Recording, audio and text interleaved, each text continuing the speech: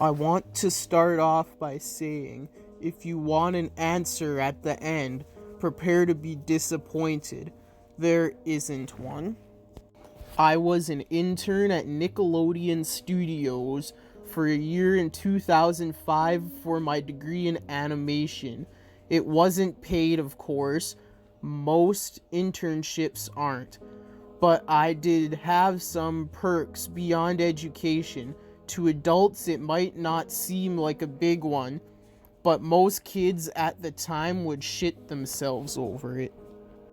Now, since I work directly with editors and animators, I got to view new episodes days before they aired.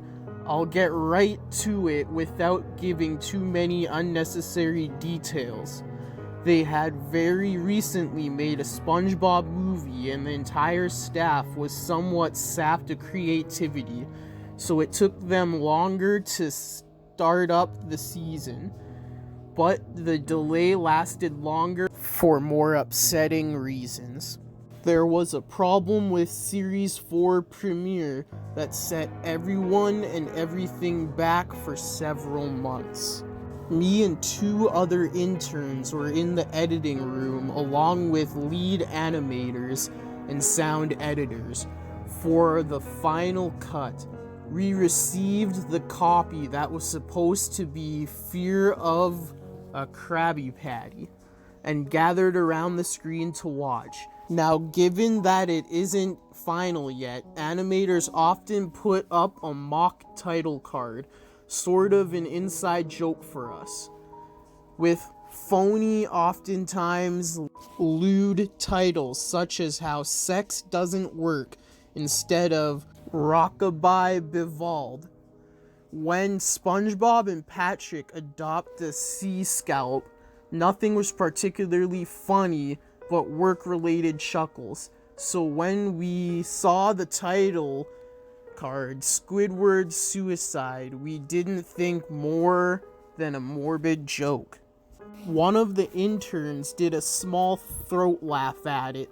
The happy-go-lucky music plays as is normal. The story began with Squidward practicing his clarinet, hitting a few sour notes like normal.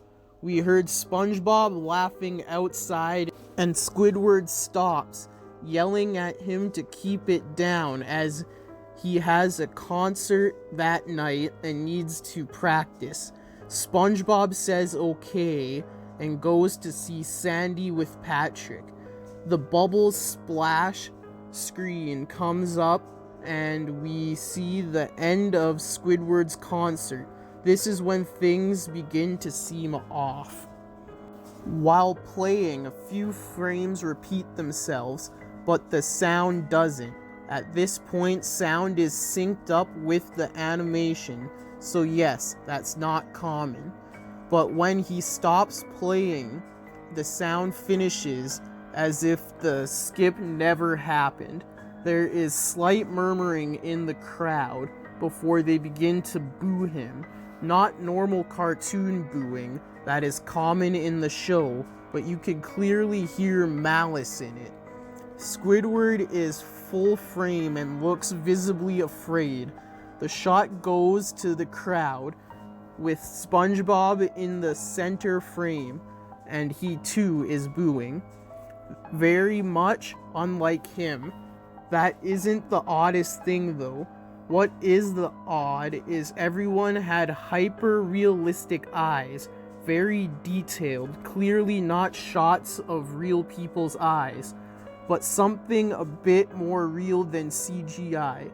The pupils are red. Some of us looked at each other, obviously confused, but since we weren't the writers, we didn't question its appeal to children yet. The shot goes to Squidward sitting on the edge of his bed, looking very forlorn. The view out of his porthole window is of a night sky, so it isn't very long after the concert. The unsettling part is at this point, there is no sound, literally no sound. Not even the feedback from the speakers in the room. It's as if the speakers were turned off, though their status showed them working perfectly. He just sat there, blinking in the silence for about 30 seconds. Then he started to sob softly. He picked his hands up, tentacles obviously, Squidward doesn't have hands, over his eyes and cried quietly for a full minute or more. All the while, a sound in the background, very slowly growing from nothing to barely audible. It sounded like a slight breeze through a forest. The screen slowly begins to zoom in on his face. By slow, I mean it's only noticeable if you look at shots 10 seconds apart, side by side. His sobbing gets louder, more full of hurt and anger.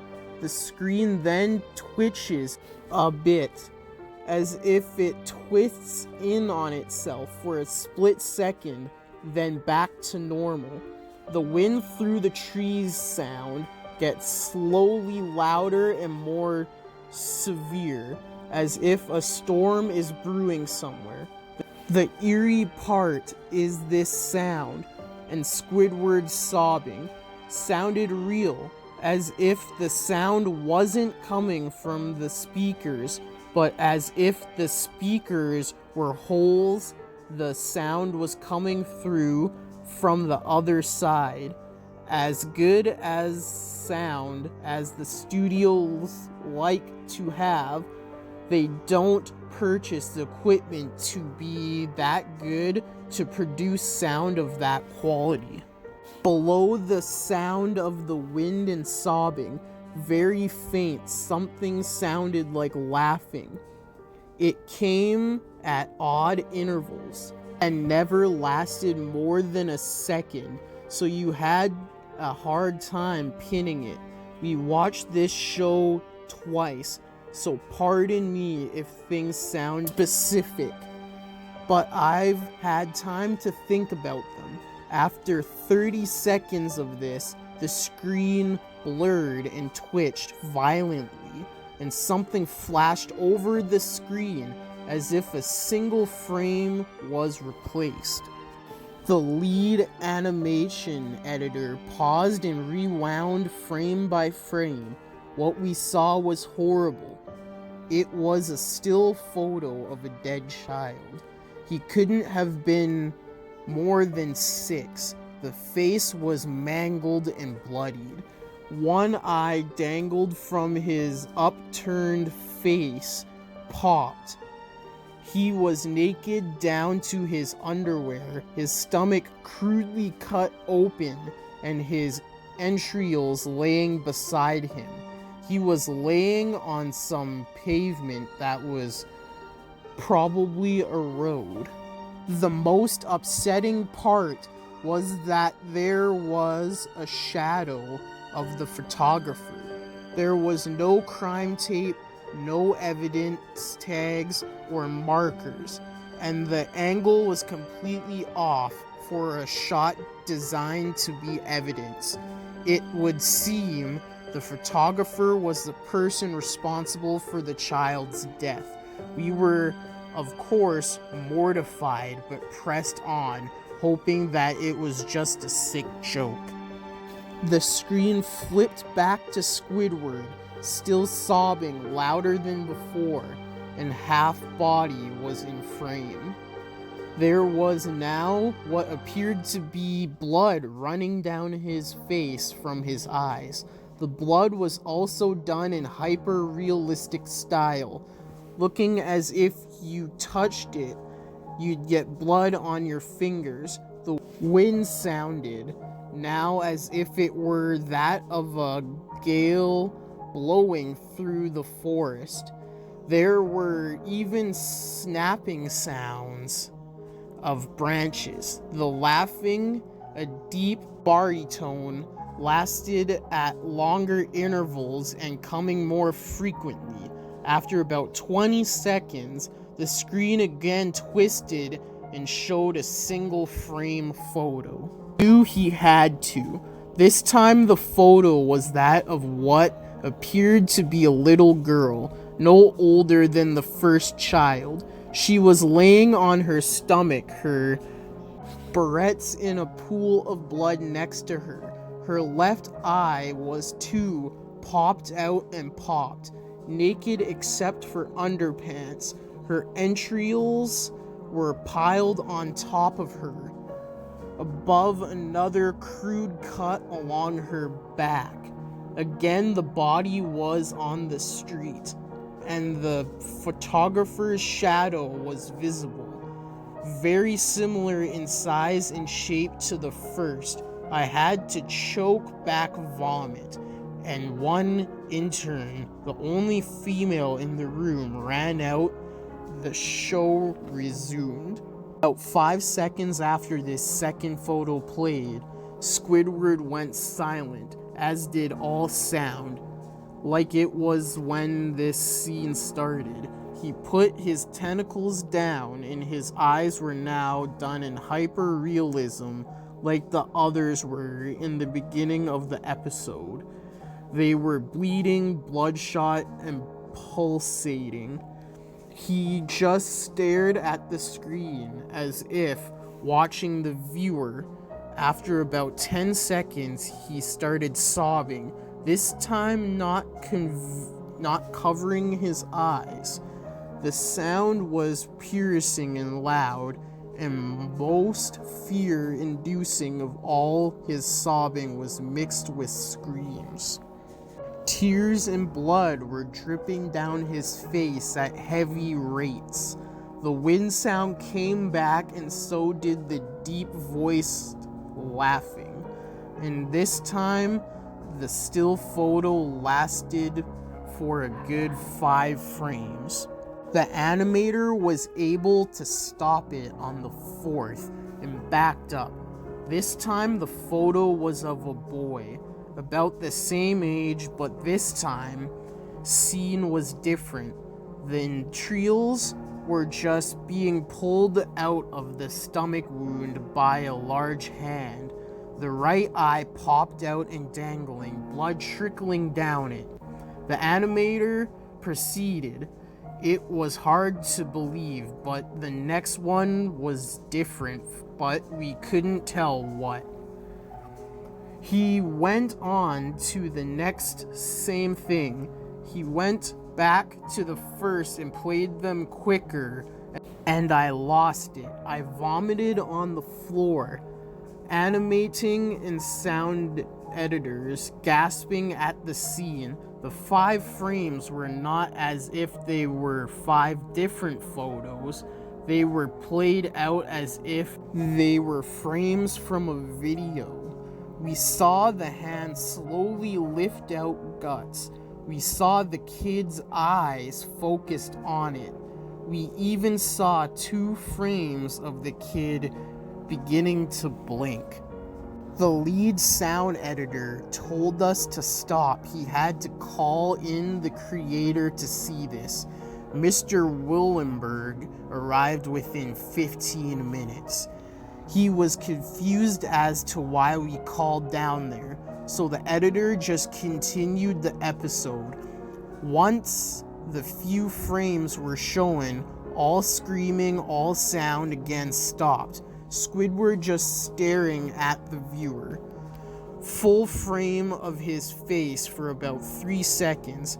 The shot quickly panned out, and the deep voice said, "Do it." And we see in Squidward's hand a shotgun. He immediately puts the gun in his mouth and pulls the trigger. Realistic blood and brain matter splattered the wall behind him and his bed, and he flies back with the force. The last 5 seconds of this episode show his body on the bed. On his side, one eye dangled on what was left of his head above the floor, staring blankly at it. Then the episode ends. Mr. Willenberg is obviously angry at this. He demanded to know what the hell was going on. Most people left the room at this point, so it was just a handful of us to watch it again. Viewing the episode twice only served to imprint the entirety of it in my mind and caused me horrible nightmares. I'm sorry I stayed. The only theory we could think of was the file was edited by someone in the chain from the drawing studio to here. The CTO was called in to analyze when it happened. The analysts of the file did show it was edited over by new material. However, the timestamp of it was a mere 24 seconds before we began viewing it. All equipment involved was examined for foreign software and hardware as well as glitches, as if the timestamp may have glitched and showed the wrong time, but everything checked out fine. We don't know what happened, and to this day nobody does. There was an investigation due to the nature of the photos, but nothing came of it.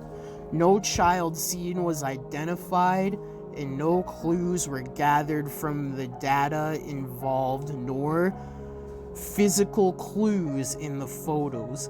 I never believed in unexplainable phenomenon before, but now that I have something happen and can't prove anything about it beyond anecdotal evidence, I think twice about things.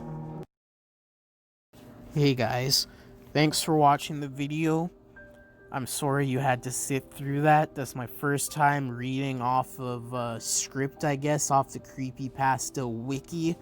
As you can tell, my strong suit isn't really reading, but I'll get better at it. But I hope you enjoyed. Please keep it positive, because, I tried. I tried very hard. It almost gave me an aneurysm, but, we're good. I'll keep doing more, and we'll get better at it, and the quality will be better. But until then, like, comment, subscribe, and share for more. All the links to the Facebook page, the Twitter, and the Instagram will be in the description below. I hope you enjoyed the video, and if you did, subscribe. Until next time in the Deadly Zone, stay deadly and stay spooky.